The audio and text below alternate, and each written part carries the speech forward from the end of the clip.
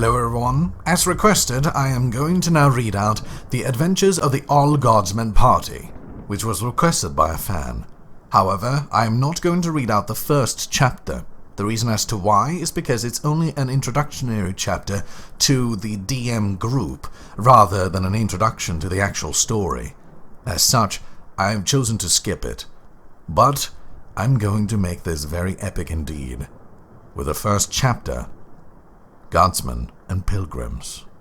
First, I'd like to set the scene for those few of you who do not know what Warhammer is. The world of Warhammer has a very simple description which I'll give you here. It is the 41st millennium.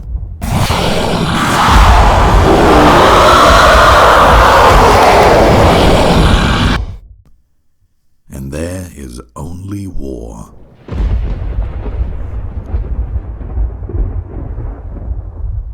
Imagine you're a guardsman that has just been recruited. Fought a brutal campaign that wore down your regiment. Watched the remainder of that regiment get taken out by tyranids. Then found yourself in the hands of the Inquisition. Then the Inquisition purges a few of your buddies. Gives you an offer you can't refuse. Ships you through the warp and dumps you into a really creepy boot camp. Finally, they split you and your remaining buddies into squads. Introduce your squad to some weird-looking guy who seems far too excited to see you. Welcome. And tells you to do everything he says. Now you're hanging out in a bunch of passenger cabins on a Navy ship going Emperor knows where with a few of your buddies, an interrogator, 3 nerds, one of which is more metal than meat, a priest, and a psychotic blonde bombshell wearing armor that is probably worth more than all of your squad's gear combined. We're just a little weirded out. Our merry band consists of a cynic, a nervous med student, a lazy bastard, a shameless thief, and a paranoid by the names of Sarge, Doc, Heavy, Nubby, and Twitch. Technically, the others were part of our band as well, but quite frankly, we wanted nothing to do with any of them, with the possible exception of the sister, and only in the hypothetical sense. Our interrogator and the others spent an entire journey going through the files that Oak had sent along, planning how they would hunt down the suspected cultists, sorting out who had contacts where, and brushing up on the extract flavor of the imperial cult that had dominated the Pilgrim Fleet. We paid just enough attention to establish that we could be on the ship the whole time and that we were not expected to actually do anything serious unless everything got screwed up. Then we played cards and slept a lot. Some people might say that 2 months is a long time to play cards and take naps. But those people have never served in the Guard, and it isn't all slack time. Sarge made sure we'd keep up on our personal training and combat drills. Gotta stay in shape. By the end of the trip, we were well rested and ready to stretch our legs, whereas our teammates were wound up like springs and developing new conspiracy theories every few minutes. We finally arrived at the Pilgrim Fleet, which, as we understood it, was a bunch of ships full of hardcore zealots on their way to a world they considered holier than normal to pray, sightsee, and generally replace the population that an orc warg recently removed. They had some sort of deal with the ecclesiarchy to provide extra transports and fleet escorts, so it was basically just an imperial colonization fleet. Except everyone was just a tiny bit crazier than usual. They were hanging out in orbit around a hive world, refueling, refitting, and gathering more pilgrims. The nerds and nuts, as we call them outside of our hearing, were pretty sure that a chaos cult had infiltrated during either this stop or the previous one, and was planning something very evil, probably something to do with Geller Fields, or demons, or plagues, or heresy. We operated on the assumption that they would tell us when they figured it out. Anyhow, Our ship joined the fleet escort, and a bunch of voxing and liaising started. Our job was generally pretty simple. We were there to stand guard, look menacing, and always be ready to kick some ass. If the boss went somewhere official, we'd slap on inquisitorial badges and flank him like good little goons. If the boss went somewhere unofficial, we'd leave the badges off and slouch a little. Truly, we were masters of disguise. Whenever the nerds and nuts took shuttle trips to look up leads or meet contacts, at least one of us would tag along to watch their back or be in hand in case of emergency. Except when the sister visited other sororitas. We weren't invited to those trips for some reason. When we weren't on duty, we each had our own little pastimes. Sarge would worry about what insanity our superiors were planning, while Doc would read his beginner's guide to medicine, and Heavy slept. Nubby would wander around looking for small objects no one would miss. He did this while on duty too. And Twitch would obsessively craft tripwire traps and drink recaf. Twitch and Nubby didn't exactly endear themselves to the locals, but supply and perimeter defense are important parts of being a guard, so we didn't mind. Things were going pretty well for us. No one was shooting at us, the rations were good, it didn't rain on us where we stood guard, and no one outside of our team yelled at us to do stuff. Occasionally, we'd had to make a show of force or beat the shit out of someone who tried to mug one of our nerds, but generally things were pretty quiet. The most excitement we'd had in those few first weeks was when our cleric got into a religious debate, and Sarge had to pistol whip the other debater until he put down his flamer. Eventually, they must have figured something out, because we all were rebased to a single Pilgrim ship and made ourselves the guests of the captain, while everyone else was running around saying things like, "The game is aloof," and "We almost have them," and "I can practically smell them." Sarge had us gear up and get ready for everything to go ploin-shaped. The cavalcade of screw-ups started with one of our nerds finding a chaos tome in a collection of holy relics, and immediately declaring that it was his inquisitorial duty to find out exactly what flavor of soul-destroying evil it was, by reading it. Unfortunately, Nubby was currently on babysitting duty, and was not experienced enough to know that the correct response to someone doing this is to hit them until they stop being stupid. Instead, he called for backup, which is a pretty good response in any case, while he kept the priest who owned the relic collection covered. By the time the backup arrived, the adept was giggling and speaking backwards. Backup consisted of Heavy and Twitch, as well as, unfortunately, the other adept and the cogboy. The two sanish nerds decided the correct response here was to try and take the book away from the gibbering adept and started chasing him around the room. Since neither the adepts nor the tech priests were very athletic, the chase looked a lot more like a bunch of nerdy kids trying to play tag than Inquisition agents pursuing a heretical artifact. None of us felt comfortable taking the initiative here, so we all just covered the doors to make sure no one entered or exited and stood there watching and demented the game of keep away. Then the gibbering adept finished the spell he had apparently been reciting, and a minor demon manifested. This galvanized us nicely, and all three of us started pouring mass fire into the thing before it could do anything. Unfortunately, the priest we had been covering took the charge to run for it. Then the gibbering adept followed him through the open door, and the both nerds gave chase.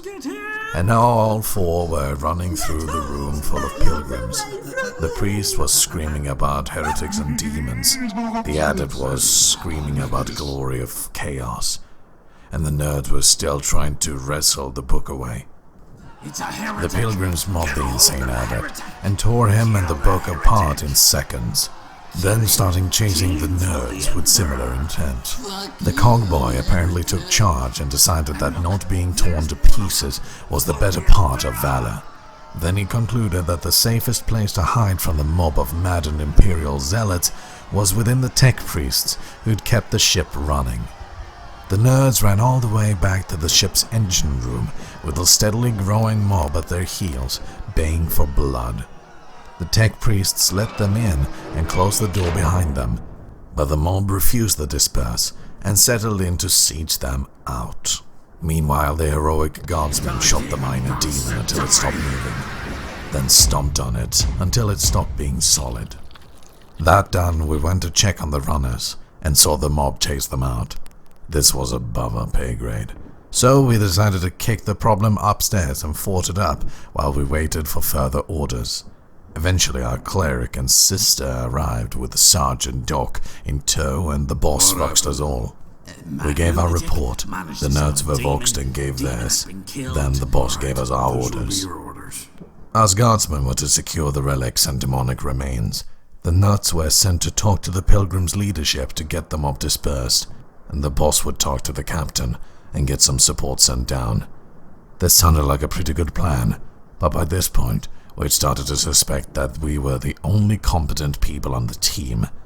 What happened next proved us right. Our interrogator marched up to the captain of the Imperial vessel, a man who would trace his family's commander of the ship back to the founding of the sector, and started giving him orders. This did not go over well. While our interrogator was an agent of the Inquisition and had a rosette to prove it, he was not an inquisitor, and the captain of an Imperial vessel is generally considered to be second only to the Emperor by their crew. He managed to insult the captain in about 6 different ways in 3 sentences, which resulted in him getting his ass thrown out the bridge until he redeemed his manners.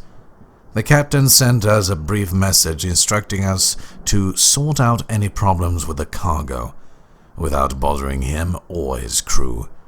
While we were discussing this new development, the cleric and the sister got jumped by the cultists we had been looking for. Luckily, the sister and the cleric were heavily armed, incredibly paranoid, and far more level-headed in an emergency than the nerds were. They fought a retreat to the sororitas enclave that kept watch over the shipload of pilgrims and dug in. Unfortunately, the only sisters in the enclave were hospitallers and some other non-combat orders, so while they would handle a bolter, they weren't suited to breaking out against the besieging cultists. To put it simply, they were stuck until help came, just like our adepts in Cold Boy. It was down to us to pull everyone's asses out of the fire and take care of business before things got any worse. So no shit, there we were, a bunch of ordinary guardsmen on a spaceship full of crazy pilgrims and cultists. Our boss was on the brig until the captain was no longer pissed at him. Our nerds were trapped behind a mob that wanted to burn them as heretics. Our knots were pinned down by a bunch of actual heretics, and it was our job to fix everything. Sarge took command for the situation and started going through Imperial NCO disaster response checklists. Step 1. Secure the perimeter. Step 2. Determine chain of command. Step 3. Call for backup if needed. Step 4. Establish contact with friendlies. Step 5. Combine forces with friendlies and repeat. Step 1 was already done. We had that perimeter locked down like nobody's business. There just wasn't anything we actually cared about inside of it. Step 2 was a bit trickier, because we were still in Vox contact with the nerds and nuts and didn't trust them to tie their shoes, much less carry an operation. We solved that problem by saying something about Vox interference and reducing the pickup range to our combeads. Step 4 was already done as well. We knew exactly where the friendlies were. We just had a bunch of armed cultists and angry mobs in between us and them. All that was left was get cracking on Step 5. We decided that all things considered, the cleric and the sister could use our help more, and would provide more help in return. So we went for them first. Also, they were held up with a bunch of hot noises as opposed to creepy machine men. Unfortunately, we still had our orders not to let anyone touch the demon goo or look for evil bugs. We either had to split up, which was stupid, or wait for reinforcements, which wouldn't come for a long while. Or use our initiative. So we tossed in an incendiary grenade into the room and locked the doors and went to go to rescue some hot nurses. Unsurprisingly, the cultists had set up an outer perimeter to keep out any reinforcements. So after we established where they were, we fell back and started looking out for options. Nubby put forward the idea that Pilgrims seemed inclined to mob heretics, and these were definitively heretics. And why charge a fortified position when you can get someone else to do it for you? So Sarge found the nearest chapel and made a heroic speech about how hot nuns needed our help and would probably be really grateful. Suddenly, we had our very own mob of zealots. The attack went more or less perfectly. The mob charged him from 2 directions, and after the cultists started mowing them down, we came in from a 3rd direction. We cut into their flank like the pros we were, suppressing, advancing, and flushing like only a squad of guardsmen can. When we started to hit the cultists covering the sororitas enclave, the sister and the cleric saw their chance and pushed towards to meet us, crushing the last of the resistance. Unfortunately, the second we rescued the sister and the cleric, they started giving orders. Command of the zealots was taken from us, and the entire mob was redirected towards the section of the ship where the cultists came from. Perforce, we tagged along, but none of us were exactly keen on taking orders again, especially since the sister's plan seemed to consist of get 'em. So while the sister and the cleric led the mob straight into a well-prepared enemy position, we appointed ourselves as the Hospitalis Guards. Our squad hung around the rear of the charge and helped the saner sisters pick up the wounded while we watched for flankers and waited for the shit to hit the fan. We fully expected the mob's suicidal rush to fail. A lightly armed force trying to press through a choke point into a fortified enemy position wasn't going to work no matter how high their morale was. We weren't prepared for just how hard it failed though. The cultists had not only set up a very nice kill zone and the single entry point of their cargo bay, they also had set up all sorts of runes and circles in the kill zone. The wave of bodies attack resulted in a whole lot of people dying right on top of these runes, which immediately started glowing and doing warpy stuff. By the time the mob lost heart and started to retreat, the cargo bay was practically filled with lesser demons. We took the reverse in the flow of bodies as our cue to move forward and lay down some covering fire. Luckily, the demons were equal opportunity warp monsters. They spent as much time attacking each other and the cultists as charging down the last of our pilgrim mob to its 2 erstwhile leaders. Between the demons' lack of coordination and our covering fire, the 2 nutters managed to hobble most of their way back to our position. Most of us wanted to leave them there, but the doc sprinted and dragged them the rest of the way to our lines and back to the Hospitalis. Between the 2 of them, they had about 3 functional limbs, and Doc spent the next few hours with the sisters patching them up. At this point, Sarge reassumed command and decided that the containment and waiting for the reinforcements was the best of the available options. So we fell back around the corner, set up a barricade and a heavy stubber, then settled for the long haul. After a while, the demons ran out of cultists to eat and started to poke their noses around the corner and were promptly shot in the face. This was all they had for us. We could defend this barricade in our sleep, literally in Heavy's case. And after a few initial rushes, the demons didn't really seem too keen on leaving their cargo bay. We all fell into our usual roles and routines from the guard. Twitch started at the edge of the kill zone and fired wherever he thought something might be moving, while Heavy went to sleep sitting up with his eyes open and finger on the trigger. Behind the barricade, Sarge went around yelling at people and worrying. Nubby went off to acquire supplies, and Doc made eyes at one of the Hospitalis while they were both elbow deep in the cleric's guts.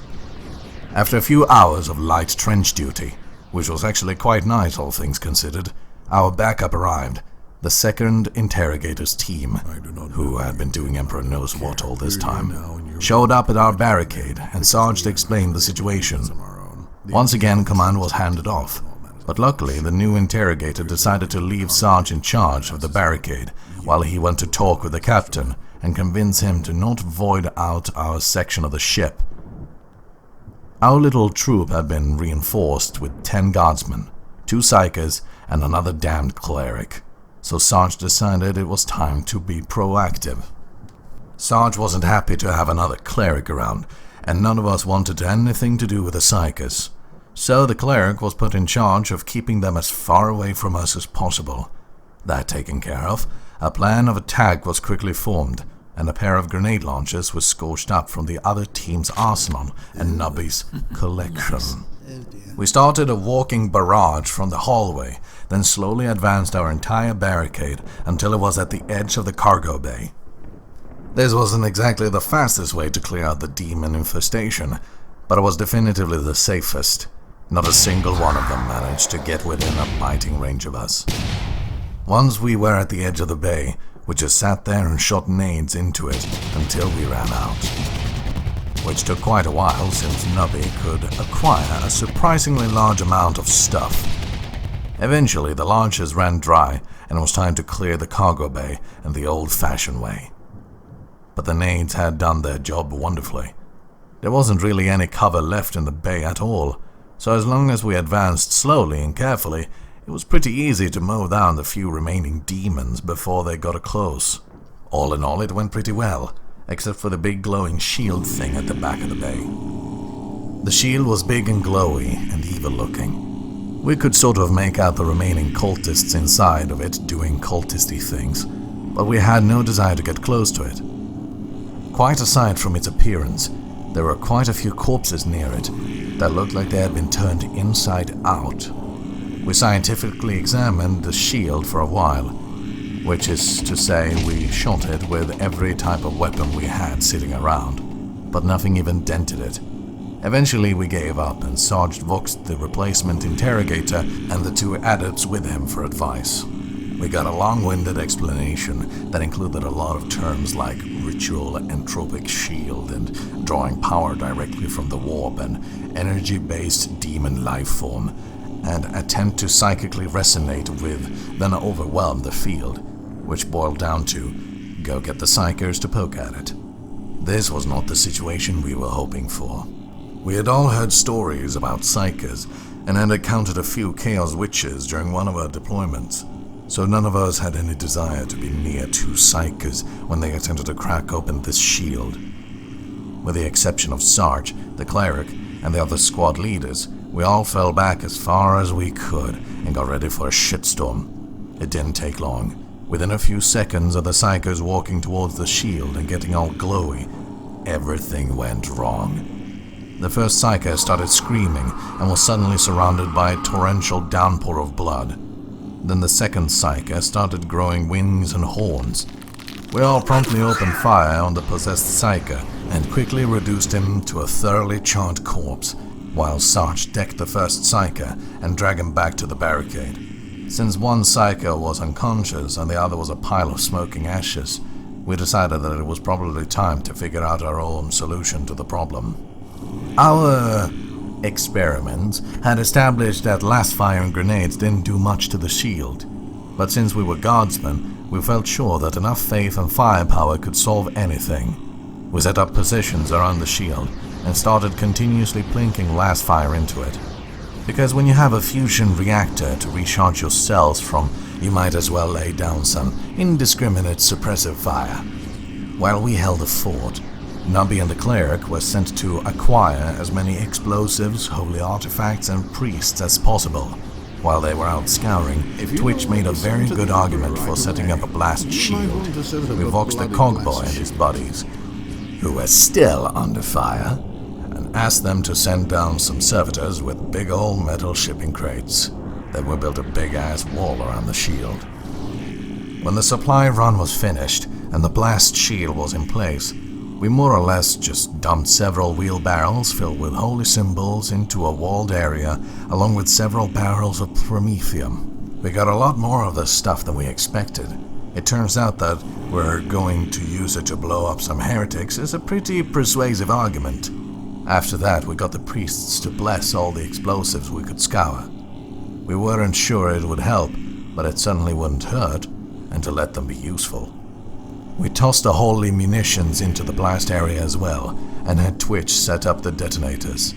Then we got as far back as we could, started a 10-second timer on the explosives, and ran like hell. None of us really were sure if the holy shrapnel helped at all, but when we came back, there was nothing left of the cultists and the shield, except a glowing puddle of molten metal and a series of dents in the walls, and no amount of buffing would ever remove them. At this point, Sarge declared victory, and we all went to get a snack, a nap, and a cup of recaf. After that was done, we decided that it was time to retrieve the rest of the team and get the hell off the ship before anyone else tried to get us all killed. We secured the boss from the ship's bridge by turning the cleanup investigation over to the second interrogator and promised to never bring our boss back to the ship. Ever. While he was escorted to the shuttle, we chatted with some of the priests who helped us make our giant holy hand grenade and got them to smooth things over well enough for us to get our adept and cogboy back. Finally, we got our sister and cleric deposited in our shuttle's infirmary, where they would stay until we handed them over to Oak's doctors for a complete set of augmentics. Then we went out and got drunk. We enjoyed a night of drinking with our friends from the other team, as well as a few more helpful pilgrim priests and our surviving nerds. The high point of this was all of us giving Doc shit for being hung up on one of the hospitallers when hauling his drunk ass down their enclave and getting him to declare his undying love for her and her dexterous hands and perfect stitching. We dragged him away before he could devolve into soppy poetry, piled into our shuttle, and called it a night. By the time we all woke back up, we were docked with another heavy transport and on our way back to the ISS Pokemon Center. The trip back was almost exactly the same as the trip out, except we hung out with the cogboy a little more and Doc was kept busy.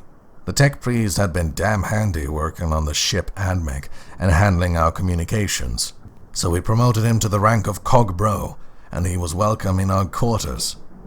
Doc had a pretty stressful trip. It was his job to keep the sister and cleric alive until they could hand it off to Oak's medical teams, but he had never had proper medical training, just a crash course in field aid and meatball surgery. The ship's surgeon could have helped, but the interrogator refused to ask the captain for their help for some reason, so Doc cracked open his medical books and did the best he could. They lived. Mostly. When we finally got back to the Inquisitor's ship, we immediately went out and found the other survivors from our regiment. We all swapped tales of incompetent superiors, insane teammates, horrific enemies, and intense boredom until word came down that our interrogator was being praised for his success and would be elevated to full Inquisitor. Everyone had a good laugh about this, and we joked about where he'd find himself imprisoned next. Right up until we got the word that he was looking for us with the intent to add our squad to his new retinue. We spent the next week or so hiding with the Cogbro in the bowels of the ship, while all our buddies made up wild and conflicting stories about our untimely death. Resigned to a penal legion, imprisoned by Ordos Hereticus, induction into the Astartes, and so on. Eventually he left along the surviving adept, as well as the sister and the cleric, both of whom had more meat in them than the average tech priest by this point.